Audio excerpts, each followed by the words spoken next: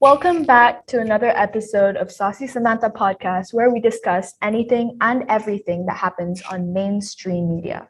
Our hosts today are me, Erwina, and Shri.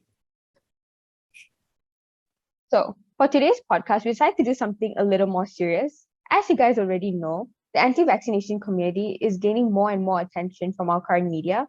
And the reason why this community is getting as much attention as it is now is due to the COVID-19 pandemic that has been affecting all of us. So, just in case anyone isn't aware, anti vaxxers are people who are against receiving the vaccine. So, just a short history lesson about the origins of anti vaxxers, which is pointed to the infamous study that Andrew Wakefield published, which showed a correlation between autism and vaccination.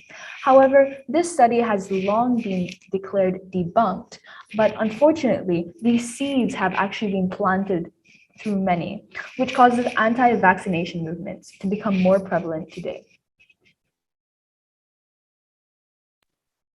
There are many discussions that go on in the anti vaccination community, and among them are vaccine skepticism. So today we decided to bring along a guest expert whilst having this conversation. So without further ado, let's invite our guest, Pavitra, onto the show.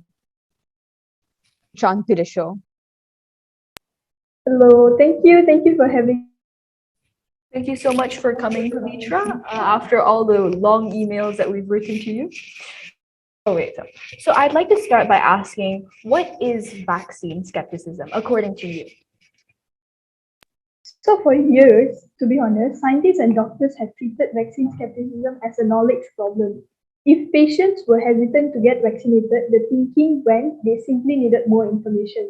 But as public health officials now work to convince Americans to get COVID-19 vaccines as quickly as possible, new social science research suggests that a set of deeply held beliefs at the heart of many people's resistance, complicating efforts to bring the coronavirus pandemic under control. Okay, so why would you say people distrust the authorities? Is this because they have falsified or withheld information from the public or anything like that? Okay, about that, using representative of American adults that contain doubts about vaccines, the authors indicate how a common ideology causes failure to scientific authority. For example, Christian nationalism. It is repeatedly one of the main factors of anti-vaccine attitudes compared to politics and religion. Results tells us that this kind of attitude can increase the risk of certain illnesses. Since we have been talking here amongst ourselves for quite a while, we've actually decided to light up one of our viewers to join the conversation. So, what is your stance on the whole anti-vaccination situation right now? For all the misconception to the virus and even crazy stories, like how the vaccine can change your DNA and turn you into a lizard. Although I will admit that the statement where vaccine can alter your DNA and turn you into a lizard is quite far-fetched. As such, I'm quite undecided upon the situation. Well, Donald Trump and more broadly anti-intellectual attitudes have increased distrust and mistrust of scientists and also science, according to Mota M 2018.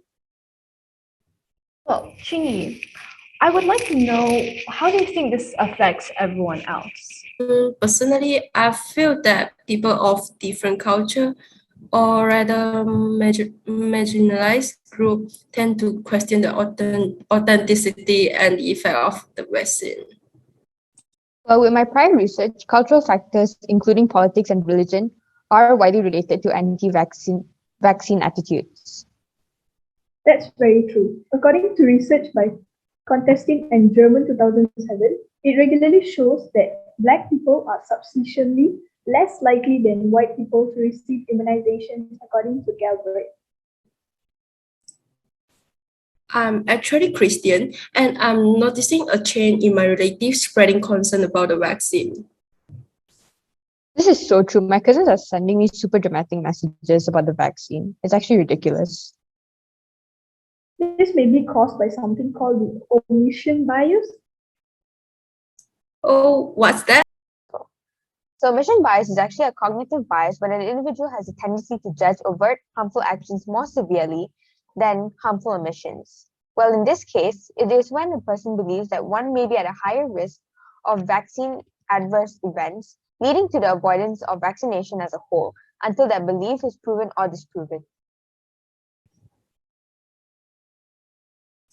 Oh, it's so like that DNA change rumor that have been going around.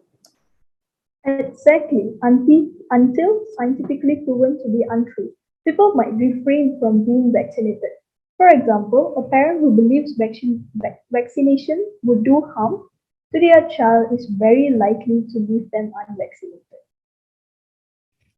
Phew. Oh, phew. Well, I think that's enough for today's recording.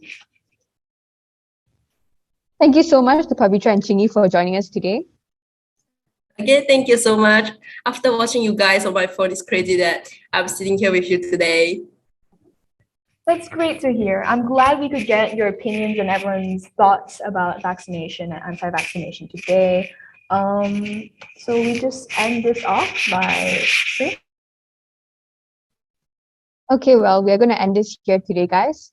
So see you in the next episode of Saucy Samantha. bye.